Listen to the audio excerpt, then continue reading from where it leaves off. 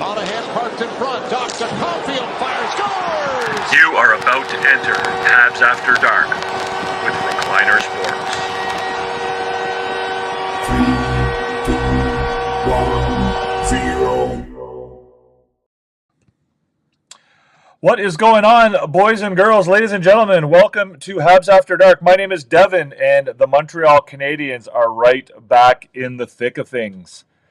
After going down 2-0 in Washington, the first game in Montreal, first playoff game at the Bell Center in 4 years, first in 7 years with full capacity of the arena, and the Montreal Canadiens with a huge victory over the Capitals, 6-3.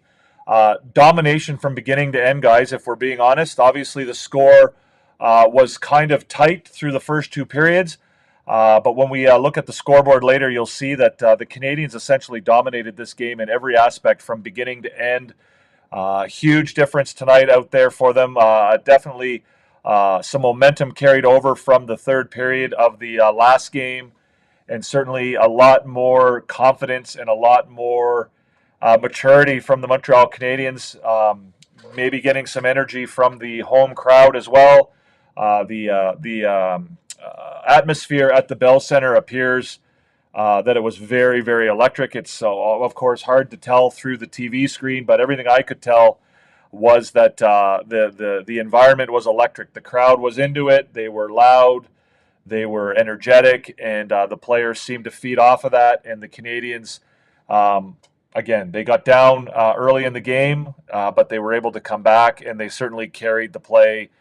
Even though they did get behind in the first period, they carried the play all along, and it certainly looked like they were the team in charge tonight. Again, I've said it before, when the Canadiens play their game and force their opponent to respond to them, when they dictate the play, they're very, very hard to beat. Unfortunately, they don't do that all the time. Thank you very much, Landon. I appreciate it. Thank you. A good performance all the way around. So welcome to the show. We will talk about the game.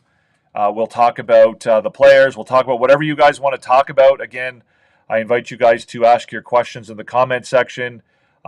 We can talk about anything you want. We will do the A team. We will do the scoreboard.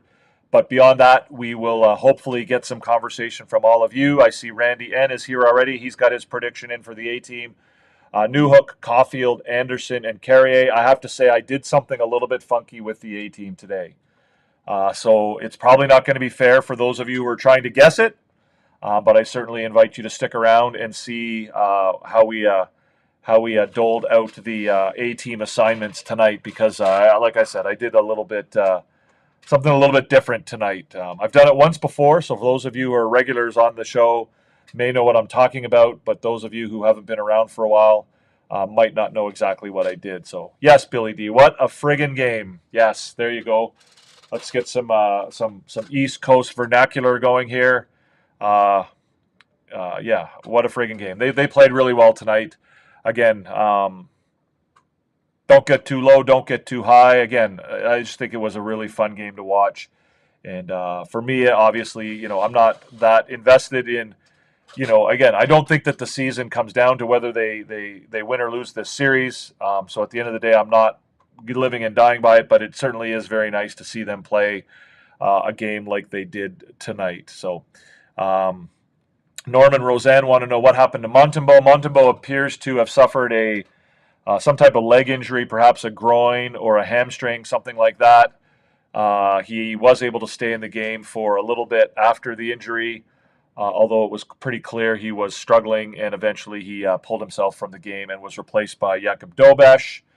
And the rest is history. Dobeš looked fine out there tonight. I don't know what his save totals were. I could certainly let you know if you would like. So Dobeš finished with 7 saves on 8 shots, and Montembeault made 11 saves on 13 shots. So both goaltenders were less than busy tonight, I would say. I don't think you would argue that they faced a lot of shots from the Washington Capitals, but both did their job when they needed to. The Washington goalie also came out.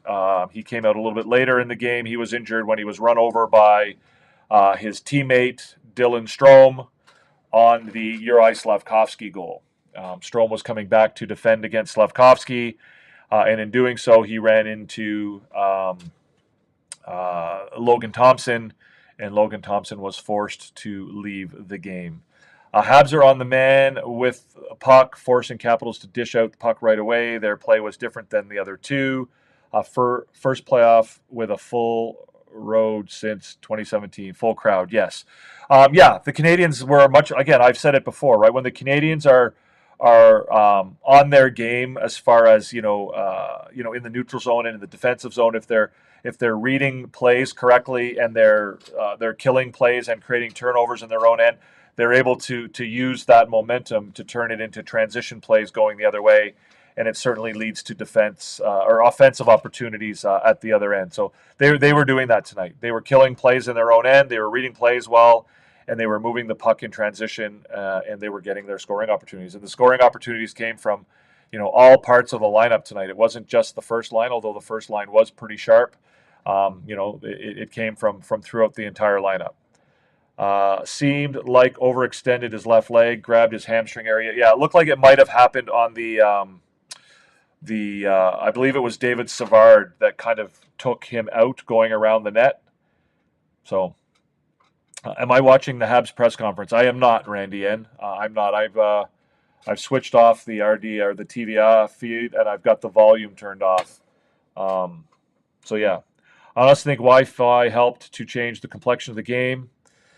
Yeah, I mean, maybe. Again, I'm not going to argue against it. I like Arbor Jackeye. You can see the Arbor Jackeye jersey behind me here, the white one. You can see the 2, but the other number on that sleeve is a 7.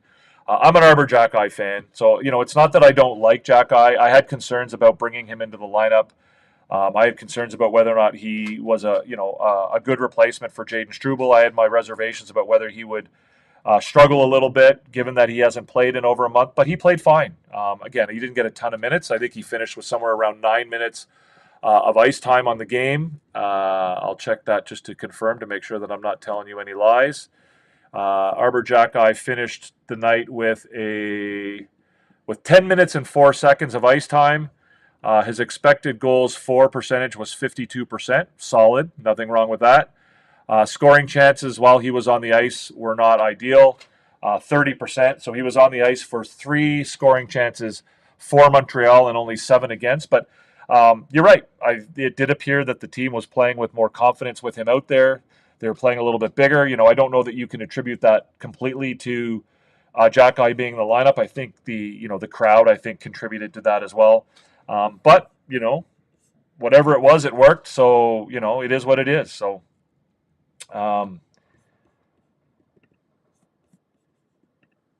Habs capitalized on their turnovers and turned them into goals. That's what the Canadiens do, right? When they're playing their best hockey, Randy N., that's their game. That's when they talk about their identity and the way they play, and you hear the players all the time talking about playing our game. That's their game, right? Their game is to kill plays in the defensive and neutral zone, using their hybrid defensive system, and to move the puck quickly in transition, and to get rush opportunities going the other way. And that's when they do their most damage. Jackeye didn't look out of place, but the crowd contributed. Yeah, I think they both did. I mean, again, I just think the team looked a lot more comfortable out there, and they looked a lot more confident. Thoughts on the Bell Center cheering for Thompson's injury? I didn't like it. User 774. I'm not sure they were cheering for his injury as much as whatever they were. It wasn't very classy, and I didn't like it. But that's how fans are sometimes. I think the fans in most arenas tend to do things like that.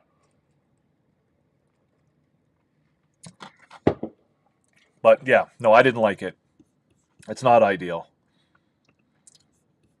Arbor looked solid, and he didn't take any bad penalties. Yeah, again, I've never been on that narrative of Arbor Jackeye being a guy who takes a lot of bad penalties. I don't think he's a guy who historically has taken a lot of bad penalties. I think he's, made some bad decisions and picked his spots poorly at times, but I'm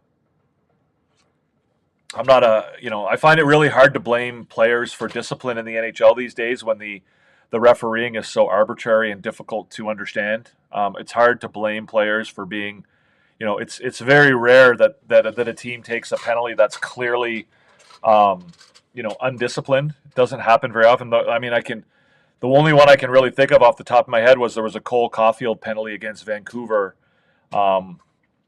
months ago, where he, got frustrated with Myers. Is he the big, tall defenseman for Tyler Myers? I think it is. Yeah, for Vancouver, and he, came up behind and hacked him in the legs and took, that to me is an undisciplined penalty. But 90% of the penalties that get called in the NHL these days are not, a lack of discipline, really, in my opinion. The way they treated Caulfield, we have no pity for them. I don't understand what that means, Lou. Thoughts on no penalty on the cross-check to the face? What cross-check to the face are we talking about? Are we talking about the one in the last game? There's been 3 so far in this series. Randy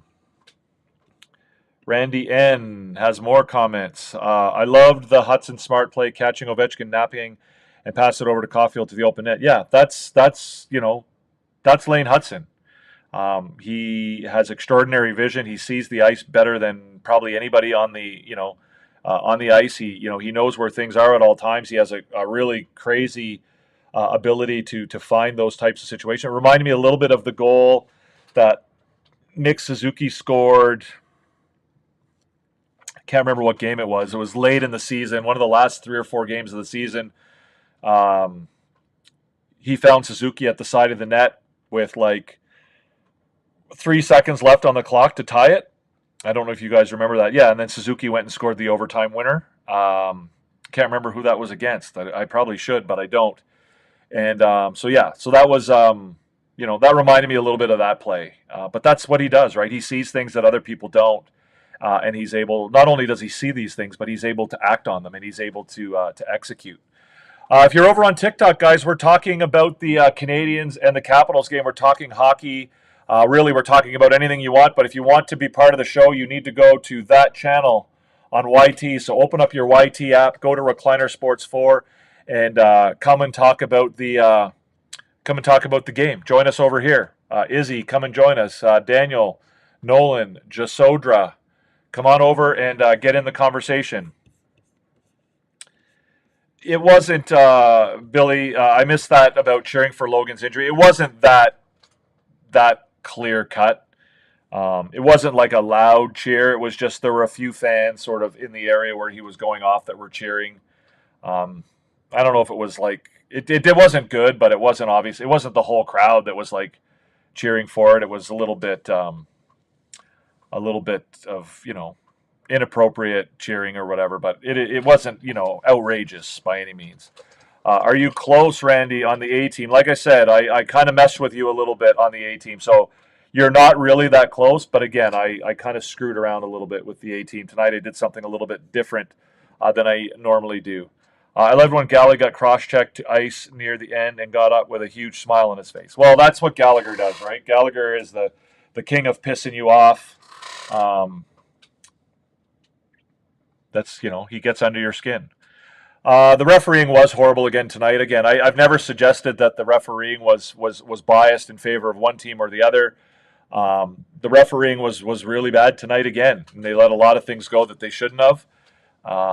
But again, I think Washington kind of lost their cool a little bit in the last 25 or so minutes of the game, and it cost them. Brendan Duhaime didn't show a lot of discipline. Tom Wilson didn't show a whole lot of discipline. And they kind of got off their game, especially late when things looked like the Canadiens were taking control. And I don't know what the penalty count was tonight. Was it? It was definitely in favor of the Canadiens. The Canadiens had 5 power plays, and the Capitals only had the 2. So, but again, it was a situation where I don't think you would argue that any of those penalties were not warranted. Could the Canadiens have gotten a call? I thought the Canadiens played a pretty clean game tonight, to be quite honest with you. I thought they did a really good job of riding the line between, pushing back on the the tactics of the Capitals, but also not taking penalties and staying out of the box, which is a lot easier said than done. It's not an easy thing to do. Billy D's A-team picks are Caulfield, Slavkovsky, Dvorak, and Marty St. Louis. No. But again, like I said, I kind of threw a loop. The loop is not me listing Marty St. Louis on the A-team, Billy D. That is not the little trick that I played tonight. So you will see. Come join us, guys. If you're over here on TikTok, come join us on YT. We're talking about the Montreal Canadiens and the Washington Capitals. Stanley Cup playoffs, round 1, Eastern Conference, game 3. The first game at the Bell Center in Montreal. First playoff game in 4 years, and the first one before a full crowd in 7 years. So come join us. Come check out the show. And, pop over. Thanks, Sean. If you want to come over and join the show on YT, we'd love to have you. We'd love to have you. I know that's what you were thinking, Billy D. You thought you had me figured out, but I'm trickier than that. How come you never join us over on YT, Big Tuna? Come on over, guys. If you're over here on YT, give us a thumbs up. If you're not subscribed, hit the subscribe button down below. I know a lot of you guys are probably still hanging out over with Coach on his live. He'll probably stay on live until 8 in the morning with the Canadiens getting this win. But it is what it is. Oops, I didn't want to do that. Edit, undo, resize, overlay. Matthew Ferguson, welcome. Great game tonight. The boys played the full 60 minutes tonight. Yeah, I agree. They did. Again, I don't know that that's... to me, it's not a criticism per se. I think that the reality is that I think they had a lot more confidence out there tonight, and they got off to a good start. And I think the crowd kind of boosted them a little bit, and they were, the Canadiens are young teams are very, very driven by momentum and confidence. It's not Thomas Tatar, the Big Tuna. No, Big Tuna is a regular over on the TikTok channel over there. But he's, I don't believe it's Thomas Tatar. I'd be surprised if it was, but it'd be cool if it was. Again, like this, I mean, as far as them playing the full 60 minutes, I think they were able to just, keep that confidence and that momentum going for the entire game, right? Like, as a young team, it's hard to, you heard Marty St. Louis talk about it, right? You get the momentum, but sometimes it's hard to keep it. And then, when you lose it, sometimes it's hard to get it back. So, it's all about, being on the front foot and how long can you stay on the front foot. And for tonight, I thought the Canadiens were on the front foot for probably, out of 60 minutes, probably a good, close to 50 to 55 minutes of the game, right? There was very little time where they were on their back foot. There was very little time where Washington was driving the play and forcing the Canadiens to respond to them. Rather, the Canadiens were playing their game and forcing the Capitals to respond. And, if they can do that, they will win. And the more they can do that, the better. Like, they can beat any team in the NHL when they're playing their game. The problem is that they don't always play their game at that level. And so, it's a matter of, like Matthew says, how many minutes out of 60 are they able to play their game?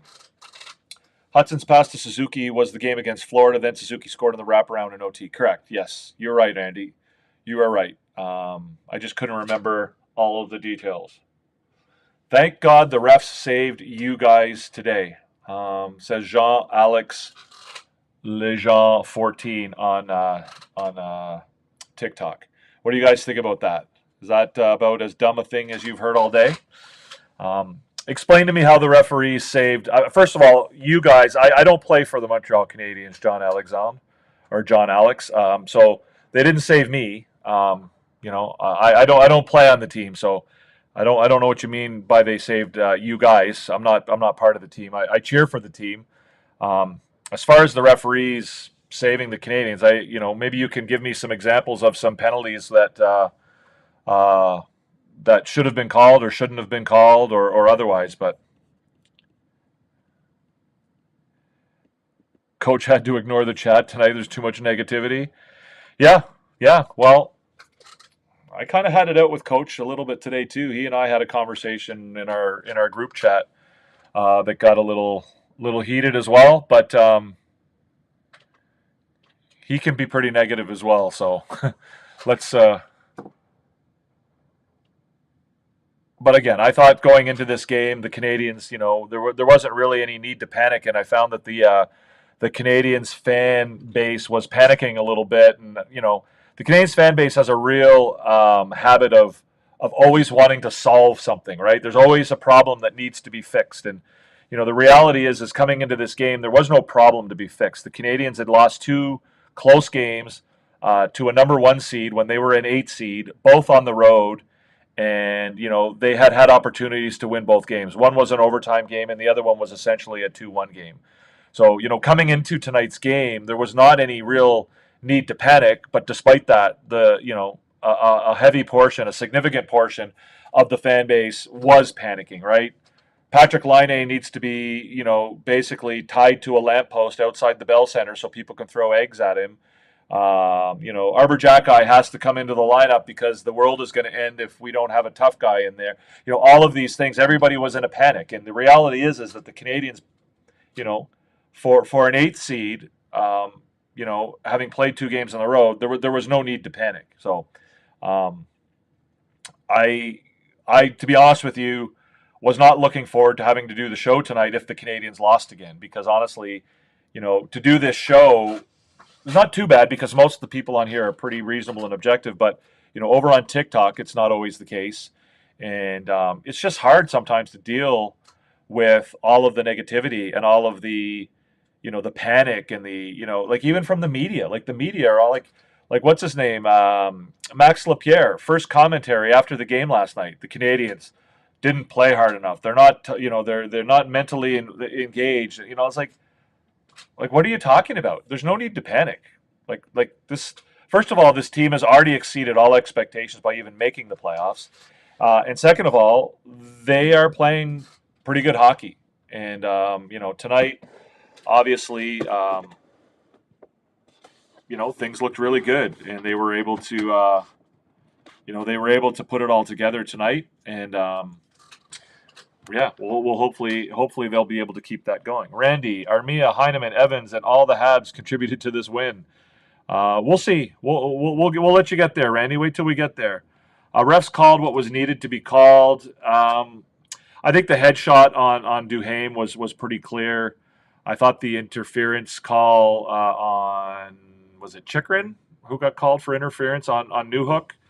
I thought that was a pretty clear penalty. I thought there was a lot of stuff they let go. There was a lot of stuff they didn't let go. So, I know Billy D, but hockey fans are going to hockey fan Billy D. So, Washington fans are going to complain about the refs, and it is what it is. So, Aiden is here. What's up, Aiden? I'm not just saying the panic was justified, but the criticism against Laine was valid. Well, it's not valid. And again, if you think that Patrick Laine is lazy, then I think you're one, I don't think it's accurate, and 2, I don't think it's a very good look to be equating mental health with laziness. Again, this idea that he's soft or lazy or doesn't work hard or whatever, it's a narrative that's being spread by certain members in the Canadiens media. It's unfortunate because I don't think it's fair, and it's a demonstration of why the Montreal market is such a hard one to play in. It's a demonstration that the Montreal market is not a fair one. It's a demonstration that fans are largely unfair towards players when they decide that they don't like them and that they want a whipping boy. And again, if you're going out there telling people that you think Patrick Laine is lazy, then again, I'm not going to get into any great big debate or argument about it. I just think it's unfortunate. It's unfortunate. Well, again, I dispute, Aiden. I dispute your contention that you like the player when you're attributing laziness to him when you're fully aware that he struggles with mental health, that he struggles with his confidence, and that he's admitted openly that when he, lacks confidence, he doesn't play well. He said so openly. Everybody knows it, but yet people still want to call him lazy, and they want to say that he doesn't have heart or he doesn't have this, right? He's been very open about it. He's been very contrite. He's, he is what he is. Yes, he's not contributing, and I don't have any problem with him coming in the lineup. The Canadiens, he didn't play tonight because of an injury. But yet people still want to say that he's lazy, and the reason why he's out of the lineup is because the Canadiens have taken him out of the lineup because he's lazy. And unfortunately, people who are continually calling him lazy and saying he doesn't have heart are contributing to him not playing well, right? They're making things worse because it's creating an environment that makes it more difficult for him to succeed, because the media, the social media, the entire world, all they're talking about is all of this narrative about Patrick Laine being, a lazy, bad person. And when you have mental health issues and you struggle with that, and you have problems with your confidence, it probably doesn't feel very good to have people like Aiden or Coach or Gilbert Delorme or all of the people on TVA or all the people on BPM Sports who continue to say he's a lazy bum and that he doesn't belong in the NHL. And I don't think that that's fair. And honestly, if you're contributing to that, personally, I hope you don't take this the wrong way, but at least in that respect, I think you're a bad person. And you can argue with me all you want about that. I'm more than happy to discuss it with you. But if you're attributing mental health and somebody who struggles with mental health with laziness without looking a little bit deeper into what's going on, especially when it's very, very clear and everybody knows what's going on with the player, I don't think that's a very good place for. I certainly wouldn't want to be that person. We haven't been saved by the refereeing all. Yes, correct. What's up, Tim? Welcome, Tim. Tim is one of the best guys on TikTok. If you ever get a chance to watch Tim's content on TikTok, I certainly invite you to do that. He's written a couple books now. One book, two books, I don't know. A very knowledgeable guy about the Montreal Canadiens, about hockey history in general. Tim's a great guy, and hopefully someday I'll get Tim on the show, and he'll come on in and he'll school us on Montreal Canadiens history, and so on and so forth. Yes, I hope Thompson's okay as well. That was pretty scary. The Canadiens played quite well. There's no need to panic. You're right, Tim. But yeah, again, anytime a guy gets hurt, I think, we always feel for the guy. Matthew Ferguson, there shouldn't be any negatives around this team at the moment. Like you said, they have exceeded expectations. You should enjoy the ride. This is a great experience for the core guys. Yeah, again, like the Canadiens were not expected to be here. The fact that they are is a huge bonus, and the fact that these young kids are getting an opportunity to play in the playoffs and see what it looks and feels like for the future. Any game they play right now going forward is gravy, whipped cream, cherry on the top of the sundae, whatever you want to call it. It is what it is. Tim, as a man who's watched thousands of Habs game, Laine is wonderful, not lazy at all. I tend to agree with that, Tim. I mean, I guess I do understand the frustration that some people feel with him at times, and there are times where, he does have a hard time producing, and it can become frustrating when you see somebody who has the talent that he has, struggling and not being able to produce the way you think that he should be able to. But now that the cat's out of the bag, and that there are other issues at play, I think it's unfair to attribute his failings is probably the wrong word, but his lack of production when it does come, when he does struggle to produce, I think it really, really, you shouldn't be, humanity tells you that you shouldn't be calling that person lazy, right? Like when you know that there's other things going on in their life. I think that's Well, you're saying that he doesn't deserve the hate, Aiden, but again, I appreciate that, but you came in with a comment that perpetuated that, right? You came in and your first comment was that he the criticism against Laine was lazy. There's no room, or was valid. There's no room for laziness in the playoffs. So, like you say that you don't, he doesn't deserve that hate, but you're perpetuating it. Yes, it can be frustrating to watch at a time, but again, the presumption or the conclusion that he's lazy is unfair. It's unwarranted. It's unjustified. It's not accurate, right? Like, I mean, how do you know he's lazy? Like, when's the last time you were in the dressing room? When's the last time you spoke personally to Patrick Laine? When's the last time you spoke personally to any of his teammates or coaches? We have no idea what's going on with him, right? I mean, I suspect he's still dealing with his leg injury, which, has slowed his skating down. He's now apparently has an upper body injury of some kind. The rumor is that he's got something going on with his wrist or his hand. So, and we also know that he struggles with confidence. He said it, right? When I'm not confident, I don't play well. So, so to attribute it to laziness or a lack of work ethic or some other sort of, moral failing that we as a society, believe is, a weakness, I don't think is right. So I don't like it.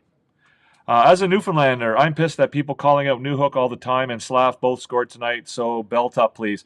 Yeah, I mean, Newhook, I think, is a good hockey player. I think he's a little, he's obviously been a little snake bit this year. There have been games where he could have had 2, 3, 4 goals, including in this series. He could have had at least 2 or 3 goals in this series. He's just struggled with finishing, and I think he's gripping his stick pretty tight right now, but beyond that, I think his game has improved by leaps and bounds. He's using his speed a lot better. He's creating turnovers on the boards. He's retrieving pucks.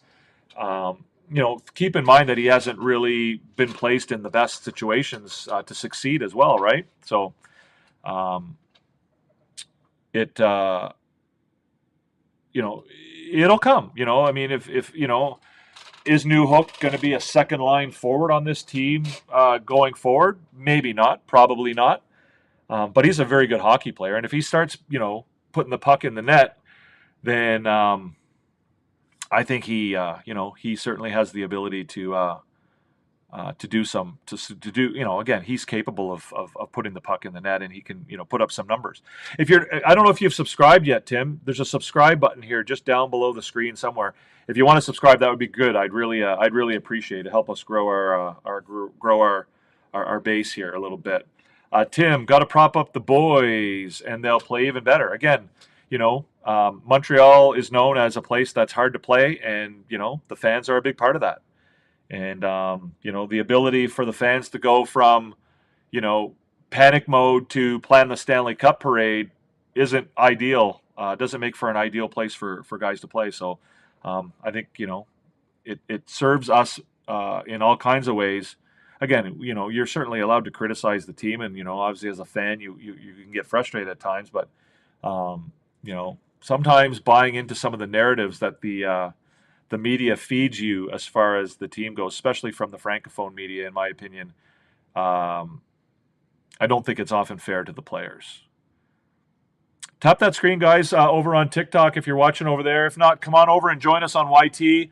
Our YT channel is right there. Give us a thumbs up, guys. Hit that thumbs up button down below if you're over here on YT. And if you're not subscribed, please subscribe, guys. We would love to have your support and participation here. I'm too kind. Well, you are. I love watching your stuff, Tim. The reality is you're probably too kind for some of the BS that's on TikTok, but you do a really good job of handling it. Aiden, agreed. Tim is definitely one of the best hockey TikTokers out there. I agree. No toxicity, no arguments, just good vibes and good conversations. Tim is the king of deflecting the toxicity. He deals with the toxicity better than anybody. Certainly better than I do, that's for sure. I've also been really enjoying seeing Slav in this first playoffs. He's all over the ice, causing chaos. Couldn't be happier with that selection. Yeah, I love Slavkovsky too, and I really look forward to seeing him get to where he needs to get to. All right, Tim. Thanks a lot, pal. I appreciate it. Enjoy the rest of your night, and we'll see you hopefully next time. I appreciate that you subscribed. Thanks, Tim. Also, what an incredible game by Caulfield. Probably the best game I've ever seen him play. Yeah, it was a pretty good game. I'm not sure I'm going to go as far. I mean, I guess I'm not going to argue with you about it being the best game he ever played, but yeah, I don't know. I mean, 11 shots on goal is pretty damn impressive. When your name is mentioned in the same category with Jacques Lemaire and Guy Lafleur, he had 11 shots, Aiden.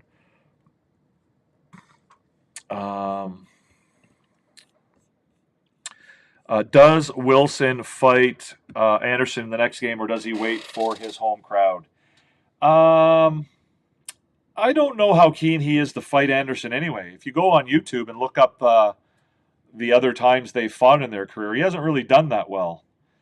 So it might not be in his best interest to get too anxious about fighting Josh Anderson. I mean, I think if the situation calls for it, I don't think he'll be afraid to do it. But again, I don't think he's going to go out of his way. I mean, if he wanted to fight Anderson, he would have had a number of. I mean, obviously he did have a bit of an opportunity tonight, but I don't know that he's chasing that fight. No, it's all good, Aiden. I thought. I mean, again, anytime you have 11 shots on goal, you're doing pretty well.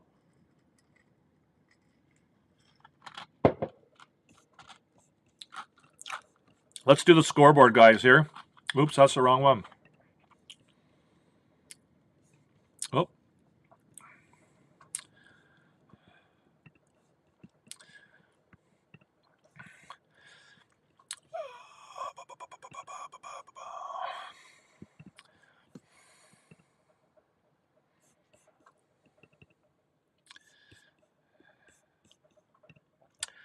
So there is your scoreboard for tonight, guys. As you see, 6-3 final for the Canadiens. The Canadiens played well all game, even at the beginning of the game. Unfortunately, the Capitals were able to get on the board first on a goal from Connor McMichael at 3:20 of the first period. A bit of a fluky goal.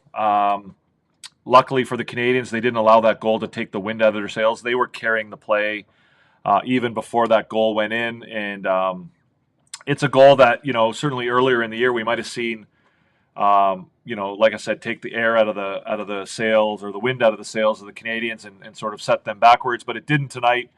The Canadiens continued to play well through the first period, even though they weren't able to score for most of the period. Logan Thompson was playing excellent. He had an excellent game all throughout. The Canadiens just weren't able to beat him. The Canadiens did outshoot the Capitals in that first period. What were the shots in the first period? Do I have it here? 15-7 were the shots in the first period. The Canadiens did manage on a goal from Alex Carrier late in the first period with a little under a minute left from Newhook and Evans. And that kind of got the ball rolling a little bit for the Canadiens. It was certainly nice for them to tie it up. They were carrying the play, and it was nice to get rewarded for carrying the play. Second period, Suzuki scored at 8:37. They have the goal listed as unassisted. It was a power play goal. I think Slavkovsky probably could have had an assist on that play. Suzuki lost the draw a little bit. Slavkovsky did a really good job getting back in and disrupting things so that the Capitals couldn't just take the puck and get it out of their own end. He forced a turnover. The Capitals player basically turned the puck right over to Suzuki in front of the net, and Suzuki beat Logan Thompson with a backhander at 8:37 power play goal. Suzuki's second of the playoffs. Chychrun scored about 3 minutes later at 10:47.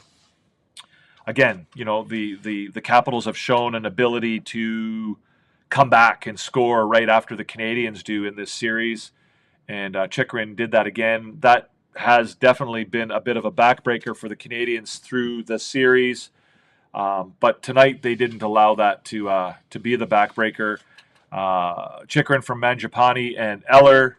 Chychrun's first of the playoffs at 10:47. The Canadiens, again, late in the period, right? 2 goals in the last minute of the first and second period. Cole Caulfield scores from Lane Hudson. We've talked about it in TikTok for sure, and I think we've talked about it over here on YT as well. Nice play at the blue line by Hudson. was able to spot Caulfield behind the play. Hudson did a good job of keeping the puck in the zone. Spotted Caulfield, and Caulfield basically backdoor wide open net. Scored his second of the playoffs, Hudson's third assist with 9 seconds left in the second period. And the Canadiens headed into the second intermission with a 2-2 tie. And the third period, they just opened things up. The Capitals kind of fell apart a little bit. They got a little indisciplined, took some penalties. And the Canadiens were able to score 3 unanswered goals in the third. I don't have...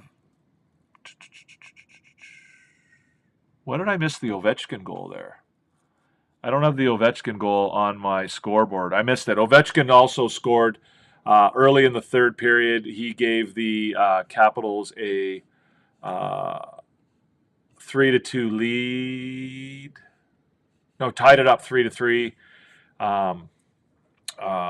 He came off the bench, streaking in. Dylan Strome spotted him, and he hit him for a one-timer. Ovechkin scored his third of the playoffs at 2:39 to tie the game at 3. And, tied the game at 3 early in the third period. But then the Canadiens kind of took over from there. The Capitals kind of lost their discipline a little bit. Dvorak scored at 4:17 on a tip-in. Bit of a weird goal, but again, they all count. That tied it up, or that gave the Canadiens a 4-3 lead. Then Slavkovsky scored on a nice two-way play with Cole Caulfield at 13:23. Slavkovsky's first career playoff goal in the NHL at 13:23, and then Alex Newhook rounded out the scoring at 17:35. His first of the playoffs, assisted by Gallagher and Matheson to make it 6-3. At the 17:35 mark. What I really want to talk about here, guys, a little bit is the advanced stats. The Canadiens outshoot the Capitals 40-21. That is not something we're accustomed to seeing from the Canadiens, right? They've had a good season. They've played well, but 40 shots on goal is something they've only done a handful of times this year. And to see them double up an opponent essentially on shots is not something we see very often. I don't think we've ever seen it this year. So very dominant in that respect. The Corsi 81-45. So again, a demonstration that the Canadiens had the puck for a significant amount of time tonight. They directed almost double the number of pucks towards the Washington net as Washington did towards the Montreal net. The Fenwick 61-32. Again, much better. Then in past games, again, almost doubled the number of shots towards the goal that weren't blocked. And the high danger scoring chances, 17 for Montreal. That's more than they had in each of the first 2 games combined, right? So 17 high danger scoring chances to just 10 for Washington. That number for Washington even seems high to me. I don't remember them having 10 really good scoring chances tonight. The expected goals for Montreal were 4.14 and just 2.4 for the Capitals. Again, a dominant stat. The Canadiens were the much better team from beginning to end tonight, as some have pointed out in the comments. This was a game where they played a full 60 minutes. Again, I would attribute that to the confidence that they had from the outset of the game. Playing off the energy of the crowd. And, certainly, being the dominant team from beginning to end. I have a soft spot for Slav. Imagine if he played like Anderson. Again, I don't think I want him to play like Anderson. I think he's got far more skill and talent than Anderson. I don't think you want him to be a wrecking ball. Yes, he does need to use his body, and he needs to win battles along the boards, but I want him to play like Slavkovsky. Everybody keeps trying to get him to play like, Brady Tkachuk or this or that guy. I want, Juraj Slavkovsky is, has the skill and talent of anybody on the team in the body of Josh Anderson, right? And I think that, in that sense, he can be pretty special.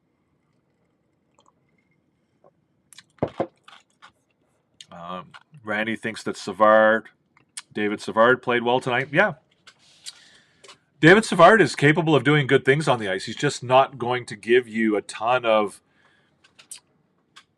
5-on-5. He has a hard time getting around. He doesn't skate the way he used to. But get him in his defensive zone, protecting his net, and he's as good as anybody. 11:03 tonight, so he played a minute more than Arbor Jacki. That's probably related to his play on the penalty kill that Arbor Jacki doesn't get. But yeah, he did his job tonight, right? I mean, you can say what you want about Savard, and you don't like him. Again, another guy who, some people, the people who thought that Savard should come out of the lineup tonight, I think are the ones, they're not taking David Savard out of the lineup when this is his last kick at the can. It's just not going to happen. Plus, he contributes, obviously, is from a time perspective, what he contributes to the team is not, I guess significance, probably the wrong word, but is not like, it's not a substantial amount of time, but it's an important role, right? When you're playing against a team like Washington, to have a guy who you can put out there to kill penalties, who's as good at it as David Savard, is pretty important. What's going on over here on TikTok, guys? Welcome to the show. If you're over here on TikTok, come on over to YT. Our channel is right here. We're talking about the Habs, the Canadiens, and the Capitals. Round 1 playoff series in the Eastern Conference. Game 3 tonight. The Canadiens win 6-3. Si vous voulez parler en français, on peut vous répondre en français. Alors, on vous invite à venir pour demander vos questions au sujet du match des Capitals et les Canadiens de Montréal. Vous pouvez venir ici à YT pour demander vos questions et on veut vous répondre en français. So, French or English, guys, whatever you want, come on over here and join the conversation on YT. Our channel on YT is right there, Recliner Sports 4. Open up your YT app. Come on over. Get in the comment section. You will get to see all of the graphics and all of the fun stuff we have here on YT, which unfortunately we are not able to provide for you on TikTok. So much better experience over here on YT, and we certainly invite you to come on over and join us here. We are going to do the A-team here shortly, so if you want to check out the A-team is our version of the 3 stars. We picked the 4 best players of the game for Montreal, again, in honor of the great 1980s television show, the A-Team. Hannibal, Face, Murdoch, and B.A. Those are the 4 members of the A-Team. So every night we pick the 4 members of the A-Team, or every Canadiens game we pick the 4 members of the A-Team. So if you want to be part of that, you want to join in, come on and join us over on YT. Again, like I said, the channel is right there, Recliner Sports 4. Everybody is welcome. Matthew Ferguson, Savard kind of reminds me of Hal Gill. He knows his role, and his teammates seem to love him and great on the PK. Yeah, I mean, very much like Hal Gill, right? Like a guy who, recognizes his limitations, doesn't try and do too much, very structurally sound. He knows where to be, makes up for his lack of mobility by being, smarter than a lot of the guys on the ice. Ton of experience. The kids, the players, his teammates love him. He's awesome in the room. And, he's a good mentor for the young guys. And, I would expect that, after this season, when he retires, I think you'll probably see him stay within the organization in some kind of role. Not unlike, Paul Byron and, Rob Ramage and guys like that. I don't know what his role will be. But again, he's demonstrated that he's very good with the younger players, and he's a good mentor. He's a good teacher. Whether he'll, get a job as a coach, and whether, I don't think he'll be the coach or the assistant coach, at least not right away. But I think you'll see him have some kind of role on the team, and I think that would be a very good thing for Montreal. It would certainly be a positive for the Canadiens if he stays in the organization. He loves the city. I don't know where he's from exactly. I believe he's from one of the suburbs of Montreal. But, he loves it here. His family loves it here. His kids are in school, all that kind of stuff. So I don't think he's really that keen to go anywhere else. And I think you probably see him, maybe not right away. Maybe not. Maybe he takes a year off and goes out and enjoys life and spends time with his kids and does all that kind of stuff. But I think at some point, I think you probably see David Savard in the Canadiens organization in some way. So yeah, I think he's and I think, he's also, I think, for the Canadiens in this playoffs, I think he's a bit of a rallying point, right? Do it for David, do it for Savvy, right? It's the last kick at the can, and we don't want to let. It was very much, like Shea Weber, right? He went out there and sacrificed his body to the degree where the players were almost afraid to let him down, right? They wanted to do well for Shea Weber, and they wanted to, they didn't want to, slack off because, he was putting such an effort and putting his body on the line in such a way that they were, it behooved them to match his effort. First game, Habs played 60 minutes. Great game. Yes, they played 60 minutes. Again, I don't know that they. See, when you say the first game they played 60 minutes, it suggests to me that you're saying in the previous games they didn't show up for the entire game. I think they did play 60 minutes but it wasn't, to me, the reason they didn't play a full 60 minutes in previous games wasn't because of a lack of effort. It was more about the situation and the scenario, a young team, lack of confidence, lack of maturity. And the difficulties that came along with that, more so than it was a situation of them not trying or whatever. Like, it was, I think they tried for 60 minutes in the other games. It's just, tonight I think they had some confidence. They felt better about themselves. The crowd gave them some energy, and they were able to dictate the play. They were able to play their game, and they were able to carry that confidence through the entire game. Again, go watch the interview that Marty St. Louis did this afternoon, I believe, after practice or after the morning skate, where he talked about momentum, right, and how as a young team, sometimes the biggest battle you have is gaining momentum and then keeping the momentum and then getting the momentum back after you lose it, right? Like as a young team, you sometimes struggle to with momentum because. Another word for momentum could be confidence, right? I think they're very much, related to one another. But, how do you get the confidence or the momentum to be able to be the better team on the ice? And then once you get that confidence or that momentum, how do you keep it, right? Like, how do you stay confident? How do you maintain the confidence? And then, if for whatever reason the other team, gets confident and takes your confidence away from you, how do you then take it back from them? So I think that's, a really good theme and a really good thing to think about while you're watching these games, right? Like, are the Canadiens playing their game? Are they dictating the play? Are they forcing the Capitals to respond to their play as opposed to being reactive to what the Capitals are doing? And it is what it is, right? As a Habs fan, I would give credit to the refs, not for the whole win. 40-19 shots or whatever is crazy. Well, I don't think the refs were good tonight. But again, I don't think that they did any favors to either team. I don't think that they did any favors to either team in the past two games either. I mean, obviously, we've seen the example of the cross-checks to the face, but the cross-checks to the face are just... the three cross-checks to the face that happened in, the first two games of the series were not, they were just a symptom of how bad the refs were. That wasn't the only example. There was all kinds of stuff that, like, even tonight, there was a hit from behind on Hudson that didn't get called. The refs are just, the referees are reffing with a specific agenda in mind, and their agenda is about trying to keep the game as close as they can and trying not to give one team more opportunities than the other team on the power play. And it's, about controlling, they'll say they don't want to have an impact on the game, but at the end of the day, they are having an impact on the game when they do that. So it is what it is. I don't know what's going on over here on YT, guys. The numbers are really low. There's only 5 people in right now. Maybe I'm being boring. I apologize. Let's get to the A team then and get that done. So if you're over on TikTok, come join us on YT. The channel's right here. We're doing the A team, guys.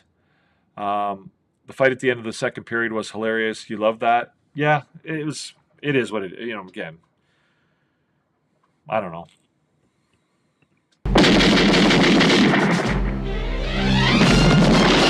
There it is.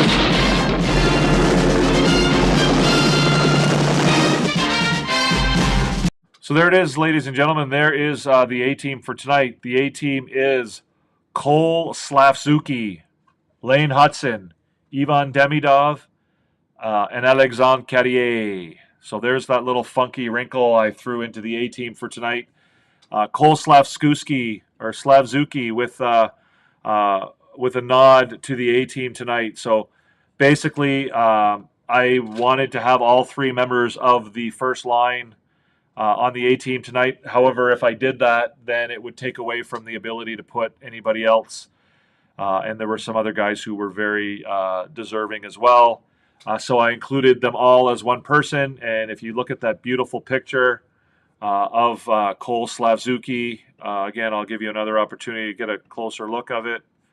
Pardon me, it's right there.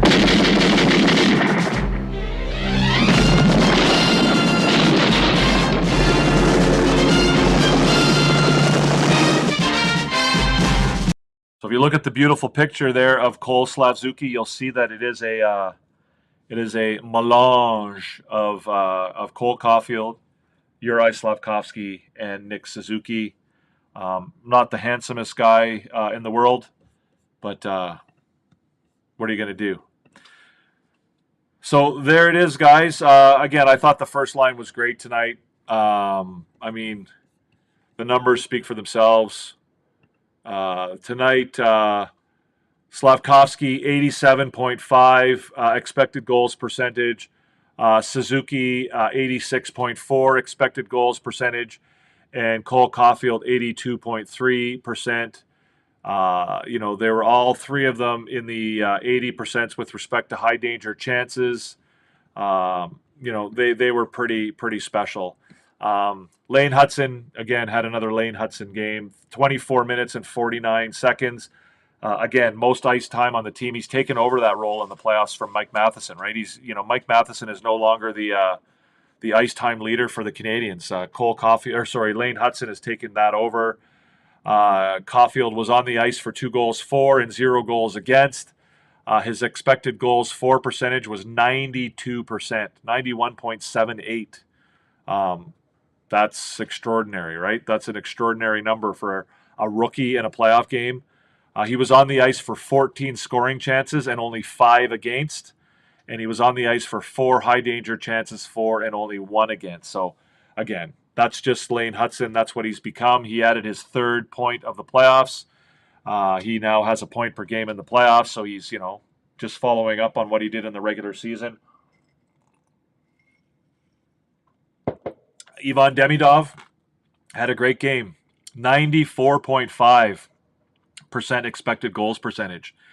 He's on the ice for 7 scoring chances for and only 2 against. He's on the ice for 3 high danger chances for and 0 against.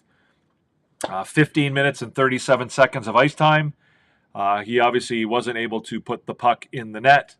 However, he took advantage of those opportunities that were given to him. He had a number of good scoring chances. He still hasn't really opened up and shown exactly everything he's capable of. For those of you who watched him regularly in the KHL the way I did and saw some of the really special things that he's capable of, we haven't seen all of that yet. But tonight he definitely looked really, really good. He looked really, really good. And the prospect of what's coming is nice to think about. He looked good on the power play. He didn't look out of place. He was fine tonight, playing on a line with 2 guys who are not, the most offensively talented in the world, but however, still was able to hold his own. And in fact, he was, the other people who were on his line tonight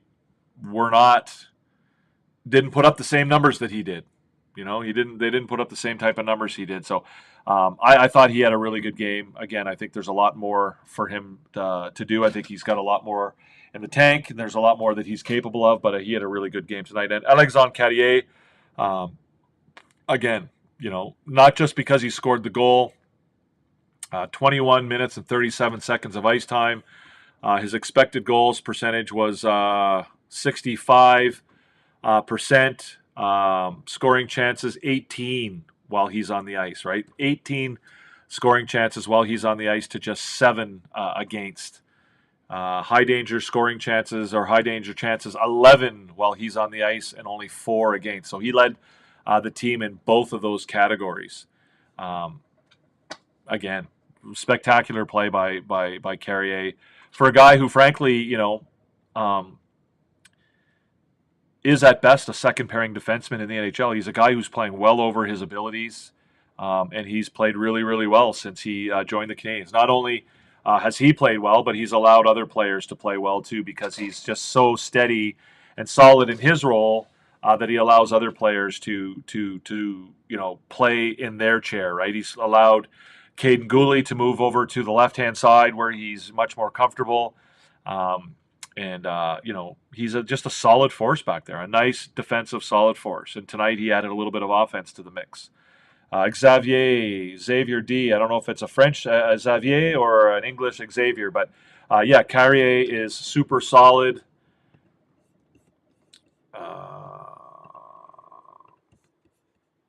Seems like he never makes mistakes. He does. He struggles at times, and I think he had. I think the first game of the series wasn't his best. But yeah, when he's solid and he's a good hockey player, and he's just what you need, right? You don't need to have spectacular defensemen up and down the lineup.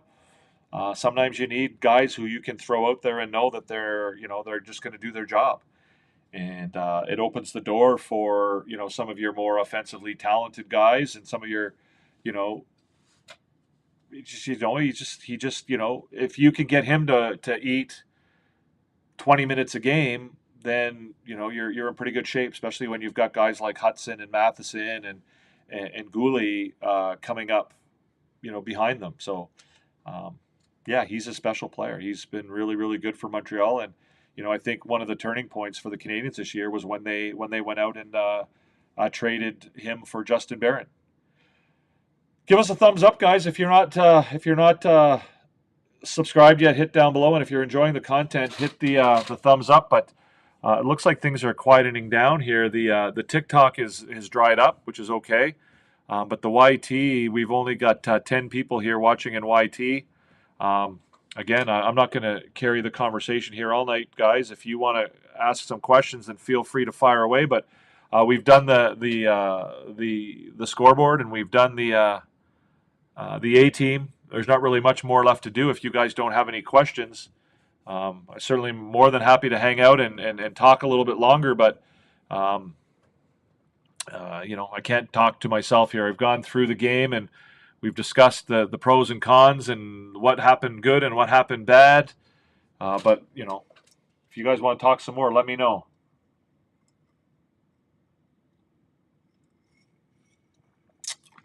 That's a good Mai Tai. Kremps, late joining. What a friggin' battle tonight. Yeah, it was a great game, Kremps. Come on and join us over on YT, Kremps. The channel's right there. Pop on over. Ren, what's up? All right, gang. It looks like that might be it then for tonight. There's 9 of you in here, but nobody's really saying anything. We've only got 6 thumbs up so far. Oh, we got 10 thumbs up so far. 10 people watching, 10 thumbs up. I do appreciate it. The Oilers are up 2-1 on LA, and I think that the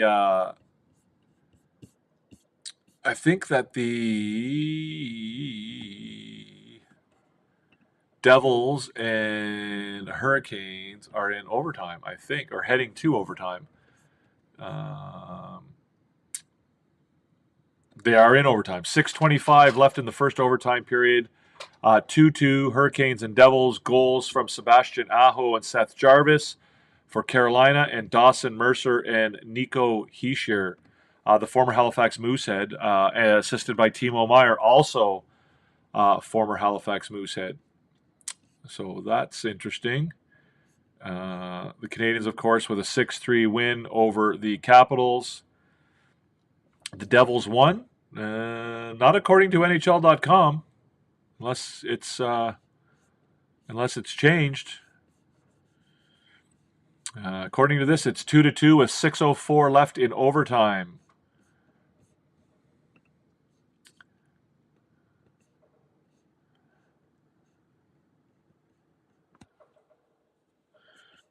As far as I can tell, I'm not watching the game, so I can't say for sure. But that's what the website, the NHL.com website's telling me. What's going on, guys? Why are we? What does nobody want to talk about the game? That was one of the most exciting games in years, decades. Everyone is content with the win. When they lose, there's a lot more to talk about. You're not wrong, Matthew. You're not wrong. You are not wrong. It's yes.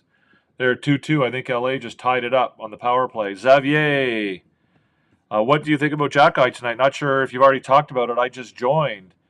I thought he was fine tonight. I thought he was fine. I thought he played solid hockey. He kept it simple, which I think is what he needs to do.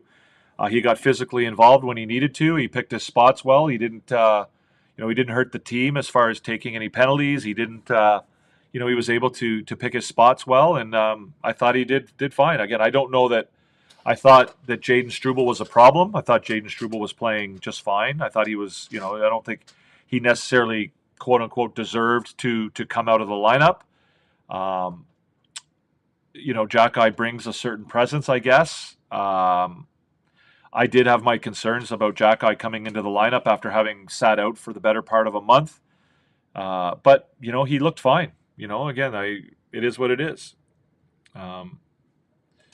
It is what it is. Kremp says, how about Caden Primo? He's been lights out. Hopefully Monty is okay, though. Yeah, I agree with all of that.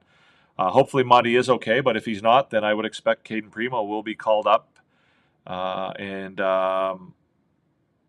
We'll see how long that lasts. I mean, obviously they're going to want him in Laval for the playoffs, and I don't know if Connor Hughes is still around. Connor Hughes was hurt, so I don't know what the backup goalie situation would be in Laval, but it would certainly mean a lot of ice time for Jacob Fowler if, for whatever reason, Montembeault is out for any amount of time. Who is my favorite player for the Habs in the playoff run? I don't know if I would have a single player I would name Xavier. Maybe let me know if it's Xavier or Xavier. I don't know who it would be. I'm not a I don't really have a favorite on the team, to be honest with you.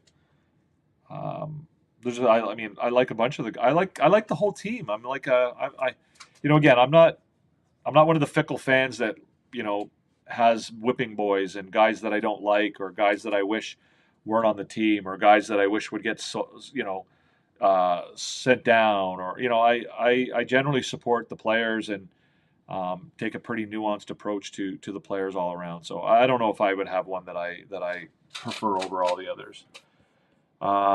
Xavier in French. There you go. Merci Xavier. On va vous adresser en français. I can answer your questions in French or English, Xavier, but I will certainly call you by your name with the proper pronunciation. That was crazy. I'm in my first year as a hockey fan and watched all 82 games of the regular season. This was definitely the most excited I was during a game. Definitely happy to be a Habs fan. Well, it's great. Yeah, you'll have many years, I think, of fun and excitement as a hockey fan. And sometimes it's good and sometimes it's bad. But if I could give you any advice, I would say that just enjoy it and don't get too high when the team seems to be playing really, really well, and don't get too low when they're struggling, right? Montreal Canadiens fans have a tendency to get very excited when the team plays 2 or 3 good games, and then they tend to get really, really down and frankly irrational when the team's not doing well. So, but welcome to. I think you're new here, Xavier.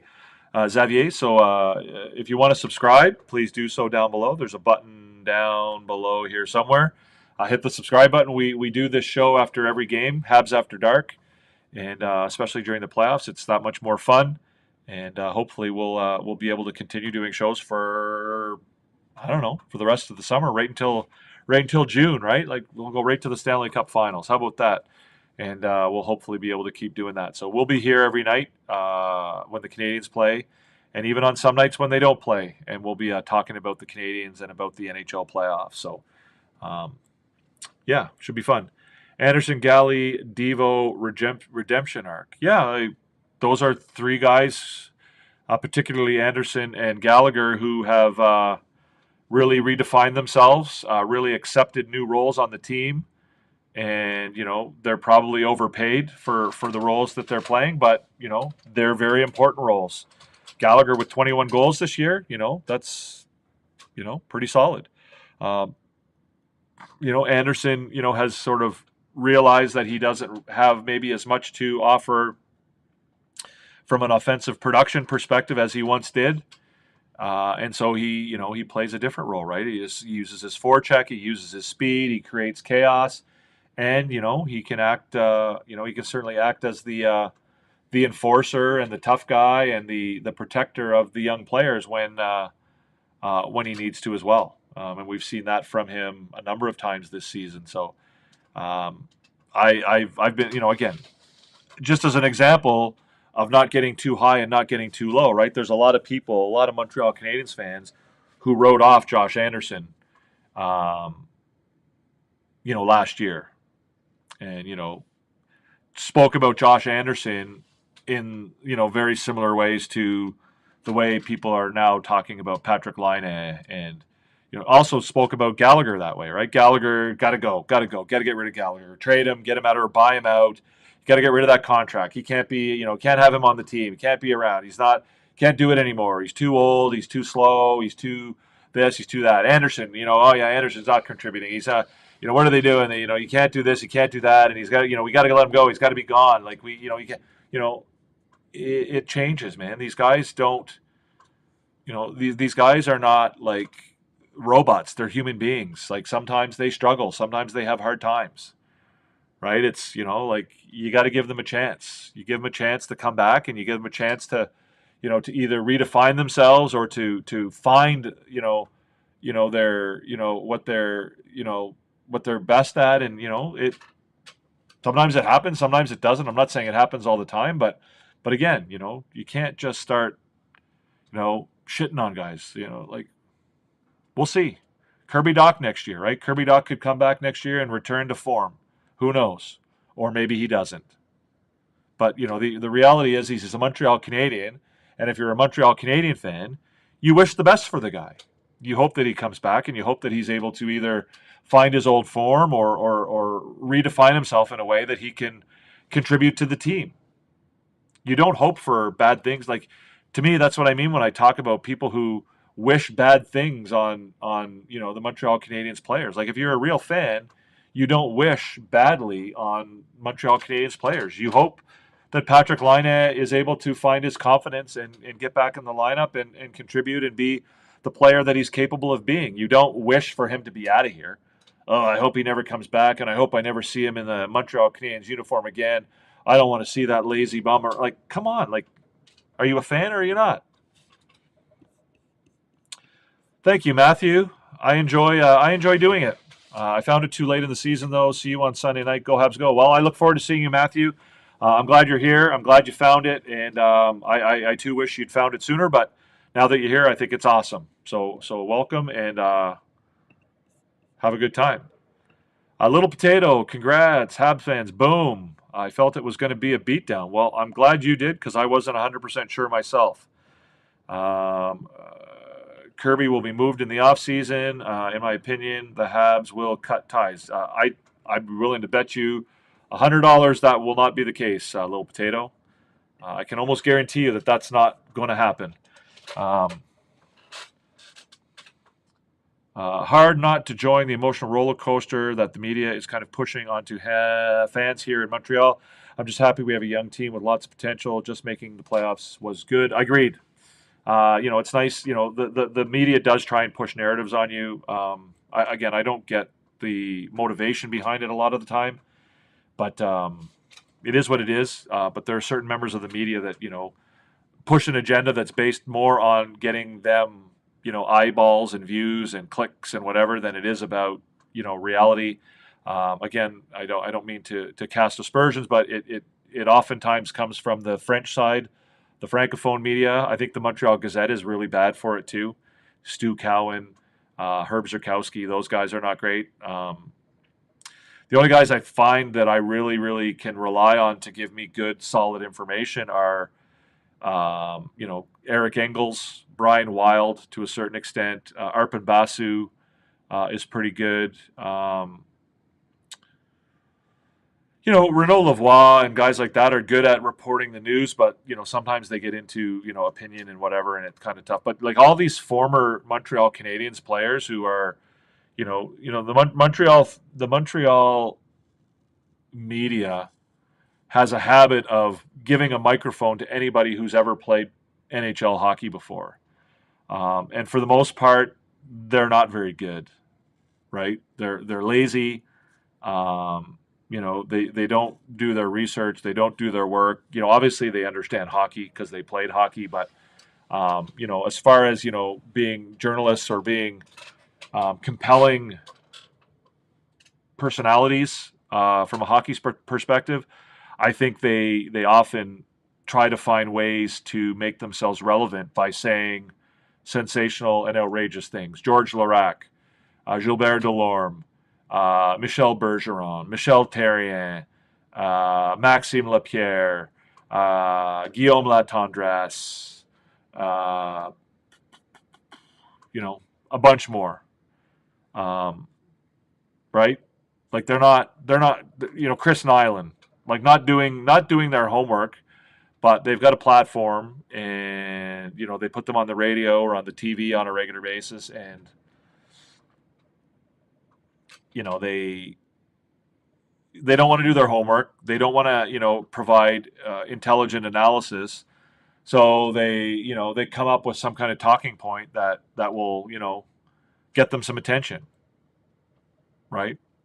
So anyways, I love Laine. Hope he pops 40. I do too. I love any player that's going to pop 40 for the Canadiens, right? I'm a Canadiens fan. I cheer for Canadiens players. Thompson looked bad. Wish him a speedy recovery. I do too, Asim. He did not look good. He got hit pretty hard. It looked like Strome's stick came, either in his mask or in his neck somewhere. It didn't look great. If he does move, give me tanks. I don't know what that means, little potato. Media is a business after all. Well, it is. But again, you can run a successful media business without just, publishing or producing bullshit, right? You can be successful by publishing good, accurate, well thought out, well researched analysis, not just like tabloid gossip bullshit like Georges Larac and Gilbert Delorme and guys like that produce, right? It's your Sanka Set and your JIC and all that kind of stuff. Even like guys like another great example is PJ Stock. I love PJ Stock, great guy. I've met him before. Plays rugby with my brother's rugby club, or did until he blew out his knee. Great guy, whatever, but they put him on RDS, Antichambre or whatever, and, he just, says things to get a rise out of people and to get a reaction out of people. And it's not like, yeah, he played hockey and he understands the game and he understands it. He played hockey a long time ago and it's changed a lot since then. But like he doesn't do like, his opinions are not based in any type of research or anything like that. So, agreed on the part that the Habs give a mic to anyone who played hockey. Yeah, I mean, look at it. It's like there's like I said, if you played pro hockey or NHL hockey, they'll give you a mic. Bruno Gervais, Pascal Leclerc. I mean, I don't mind Pascal Leclerc. I don't mind Bruno Gervais either. Who's a really good guy to listen to as well if you want Montreal Canadiens, a good, even-keeled Montreal Canadiens, is Aaron Ward. Aaron Ward goes on the radio in the afternoons with Mitch Melnick on TSN 690, and he provides some pretty even-keeled, level-headed analysis of the Canadiens. And he seems to do his research. Oh yeah, Little Potato said PJ Stock. I didn't even see that, Little Potato. But yeah, PJ is, again. Laine is not my favorite, but I do see huge potential if he just moves his damn feet. Well, I don't think his legs are fully recovered, or his leg is fully recovered from that injury, Xavier. I think I think he's struggling a little bit with his skating. His skating is slow, is sluggish, and he doesn't. I don't think he's very confident in his game right now. We've seen how good he can be when he is confident, and I think he's struggling. And it's too bad. Thanks. CS Habs want a second center, so Doc and a prospect and a pick will get you a decent second center like Besser.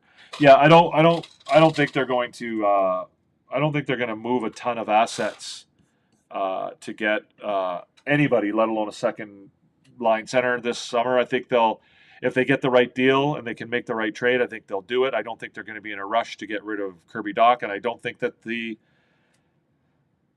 market for Kirby Dach is going to be, that great either. Like, I don't think the world is going to be lined up to trade for Kirby Dach. So I think that if the Canadiens get a good offer for a second line center and they can bring somebody in, I think they'll do it.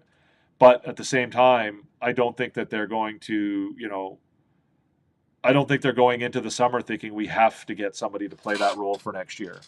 I think next year you'll see them try to, if they can't get somebody in to play that role, they'll find somebody within the organization, and there'll be a competition at training camp between whoever's around. I think, candidates right now would be Kirby Dach. I think candidates would be Sean Farrell. I think candidates would be Alex Newhook. Maybe Ivan Demidov could take a run at playing center if they're, willing to do that, which might not be a great idea, but is a possibility. Joshua Roy maybe, probably not, but maybe. So there's, and maybe some other guy that they bring in, but I don't think they're going into this summer thinking, we have to absolutely bring in a guy to play second line center. You'd like to see Tage Thompson, but again, well, yeah, there's a lot of guys. Doc has barely played the last 2 seasons. Yeah, he played, 60 games this year. But again, he's a good hockey player. He's shown in the past that he has a lot of talent. And if he can get back to that level of talent, then he'll be great. He'll be fine. If he can't, then, maybe he either has to find another role to play on the hockey team or he won't be around. Tage Thompson, Buffalo's not going to let Tage Thompson go. The Canadiens aren't going to be willing to give up what it takes to bring in Tage Thompson. Again, keep in mind, guys, they're rebuilding. The Canadiens are in a rebuild. Despite the fact that they're in the playoffs right now, they're still in a rebuild. So the commitment is still to building from within and developing players within your own organization. They're not going to go and, exchange 3 or 4 prospects and current players to bring in a guy from another organization. It's just not really part of their plan. And if they do that, then they've abandoned the rebuild, which I think in the end, is not a positive, right? Abandoning the rebuild is not what you want this team to do. That would not be a good thing for the Canadiens. I think the rebuild, you want to see the Canadiens continue to stick to the plan and the rebuild that they've started. You love that I've stayed on for almost 2 hours, Randy. Well, it's Friday night. I can stay up a little bit longer, later than usual. I've been on for 1 hour and 45 minutes right now.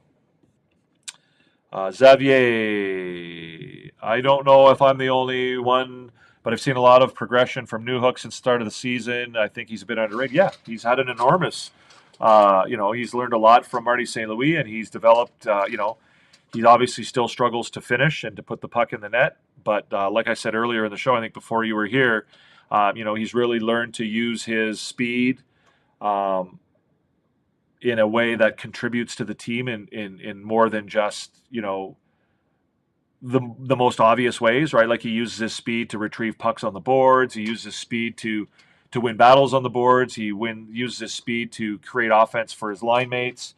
And he uses his speed on defense, right? He uses speed to be a better defensive player. And I think he's progressed, enormously. Another goal for LA, looks like. The Islanders are lost. Try and pick their pockets. Yeah, I mean, we'll see who their new GM is, and we'll see what goes on there and what their plan is.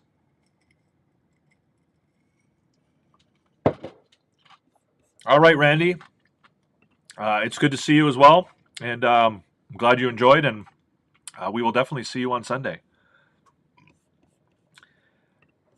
Yeah, I mean, again, I'm very committed, and I'm a big, huge fan of the rebuild, and I'm always my preference is always going to be bringing up a player from within the organization rather than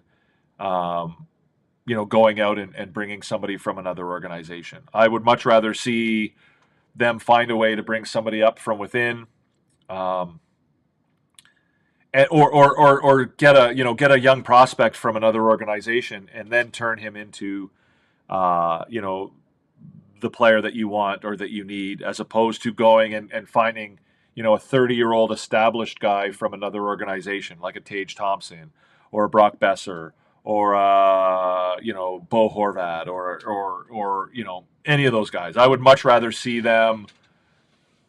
You know, I would even rather see them get a guy like Alexis Lafreniere, right? And see if you can build like I don't know. It's just I kind of I like the idea of developing a guy that is your guy as opposed to just popping in an already completed puzzle and dropping him onto your team.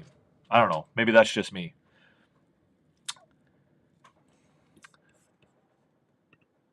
Suzuki 1, Besser 2. Well, again, I don't know what you get Besser for. Besser's obviously struggled. I don't know what you would have to give up to get him. Um, but I don't know. Again, I'm not a huge fan of doing that. Like I would much rather build from within. And I think I think the Canadiens have shown a pretty. They've obviously made it to the playoffs this year with what they have already. And if they can find a way to fill that second center role from within the organization, then I think that's even better. Washington has perfected the 3-on-2 to score goals, such as the Ovechkin goal-breaking goal. I'm not sure what you mean. The Ovechkin goal, he came off the bench and was one of the things Ovechkin does really, really well. Still, is he knows where to be on the ice. He finds the open spot. And we talked about it a little bit during the game on TikTok about the fact that he's slowed down significantly. There's certain aspects of the game that he struggles with because of his age and his fitness and all that kind of stuff. But he's still really, really good at the mental side of the game. He makes up for his lack of theirs. Oilers tied it up. Makes up for his lack of speed with being in the right place at the right time and so on and so forth. And it's a great shot, obviously. So his smarts make up for a lot of it. But at the end of the day, there's pros and cons to his game, I guess. My thoughts on the Thompson injury. I hope it's not too serious. Hopefully he doesn't have to be out of the lineup for any significant amount of time. It sucks to see a guy get hurt. And hopefully he's not out for a significant amount of time. Dav and Armia will probably be gone. Also, I don't see Habs re-signing them. I don't know who Dav is. I don't know what will happen with Armia. Oh, and the LA Kings just scored. I don't know what will happen with Armia. I don't think they'll sign him to anything long term. I think if they sign him, it'll be like a year or two. I could see them keeping him around for, for a year or two, as a stopgap or as a guy to, bridge to, Owen Beck and Joshua Roy and some of the younger guys coming up, Jack-Eye, Thorpe, Tuck, whoever it might be. But I don't know. Again, I don't think it would be the end of the world for either one of them to go, but Hudson on the Caulfield goal, caught Ovi sleeping. Yes, what a pass by Hudson. Yep. Hudson was good tonight. Again, he was a member of our A team tonight, so I thought he played quite well. But I think that's going to be it for tonight, guys. I apologize. I know there's people in here still, but I think that's going to be it for tonight. We've been on for almost 2 hours. I do appreciate everybody for coming, for your comments. Merci beaucoup tout le monde. On n'a pas eu l'opportunité de répondre à des questions en français ce soir, mais si vous avez des questions en français, c'est une émission bilingue ici, alors on peut certainement vous répondre à vos questions en français. Alors, si vous avez des questions en français pour les prochaines émissions, j'aimerais bien avoir l'opportunité de vous répondre. Merci beaucoup d'avoir été ici. Thank you very much for being here, guys. Again, it's always a pleasure. I do this because I enjoy it. I mean, obviously, it would be nice to have a bigger following, and we certainly ask you all to subscribe and to join the community and help us grow. We try and provide a place where you can have some intelligent, civil conversations about hockey and specifically about the Montreal Canadiens. And if you're interested in that, then we certainly invite you to be here, and we would certainly welcome you to subscribe. There's a subscribe button down below here somewhere. Give us a thumbs up if you're enjoying what you're watching. If you are watching in a replay, same thing applies. Certainly feel free to subscribe and to hit that thumbs up button, hit the notification bell as well. So again, we are trying to grow a place where you guys can come and talk about the games, where I can talk to you, because like honestly, I don't want to do all the talking. I love responding to you guys and having you guys drive the conversation and drive the topics and the things that we talk about here. So thank you very much, guys. Again, Montreal Canadiens with a big, huge victory over the Washington Capitals, 6-3. The series is now at 2-1. The Capitals are still leading the series. Game 4, will go on Sunday evening at the Bell Center. The Canadiens will look to tie up the series before going back to Washington for games. They'll go back for Game 5 and then come back to Montreal for Game 6, I think, and then go back for Game 7 to Washington if they get there. So that's it for tonight, guys. Again, 6-3 win. Canadiens get goals from Carrier, Suzuki, Caulfield, Dvorak, and Slavkovsky and Newhook. Really a top-level performance from top to bottom. The team looked really, really good tonight, and things are, looking up and up. So the momentum is with the Canadiens, and we'll hope to see them carry that into the game on Sunday, and we'll see what we can do. Merci beaucoup, Xavier. It was nice to meet you, and it was nice to have you here, and hopefully we'll continue to see you in the future, and hopefully you'll subscribe and become a part of the Recliner Sports family and community. So that's it for tonight, guys. Merci beaucoup tout le monde. Thank you, everybody, for being here. We will see you in the next one, and if you have any plans for the rest of your night, then hopefully you will enjoy them, and we'll see you in the next one. Peace out. To Hoffman, Monahan parked in front, docks to Caulfield, fires, scores! You are about to enter Habs After Dark with Recliner Sports.